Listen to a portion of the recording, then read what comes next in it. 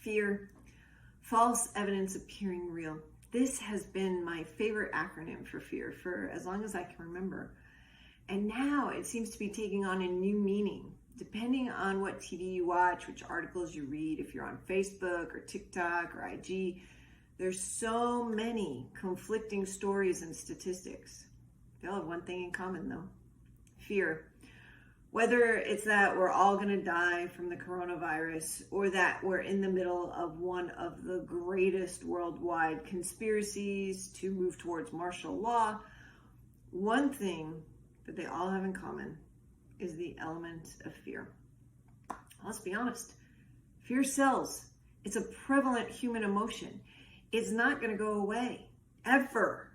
So today we're going to talk about gaining the right perspective to be able to use fear and make it one of the most useful tools in your toolbox. I like analogies, and we're talking about toolboxes. So let's liken fear to a hammer and nails. If someone is shooting a nail gun at you or chasing you with a hammer, there's fear there. But how often does that happen?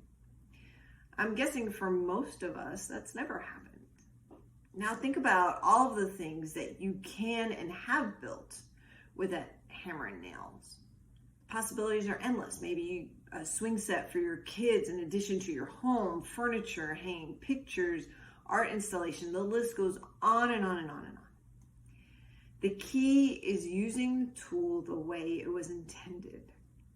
So with fear, we just have to keep a positive perspective, not focus on the what ifs, but instead focus on what we know to be true.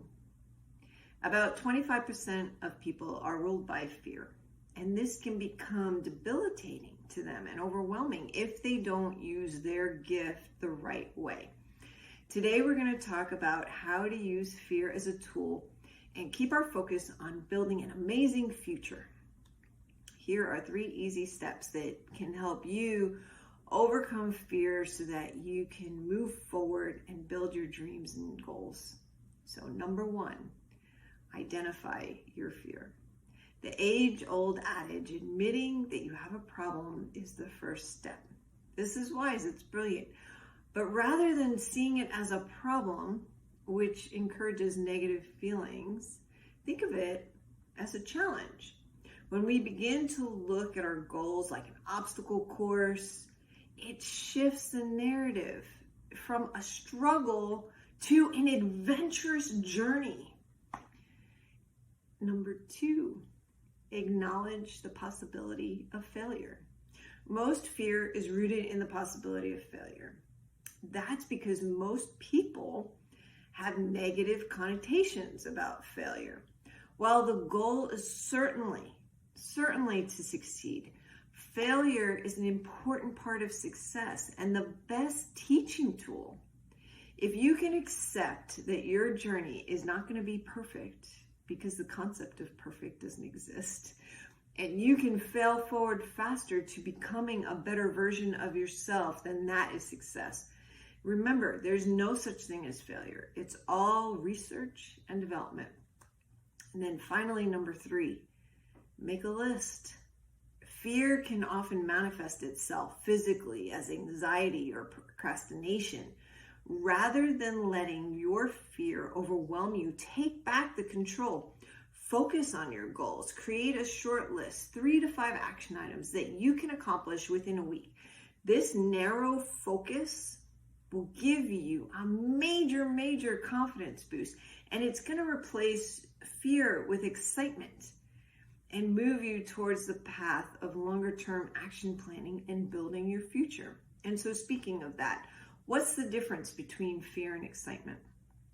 Here's what's interesting. On a physiological level, there's not much difference at all. We feel our muscles tighten, our breath quickens. Focus is the major difference. What are you thinking about? Are you thinking about being chased with a hammer? Or are you thinking about building an amazing addition to your home since you're spending more time there? It's the focus that changes. Fear is a natural recurring emotion. We can all expect to experience it to varying degrees. It's certainly happening on a global scale right now. But here's what's interesting. It's also going to happen when we're on the verge of a breakthrough or we're at the start of something great. It's natural and it can be an amazing tool. We just have to learn how to use it. So 1, identify the fear. 2, recognize that there is no such thing as perfect.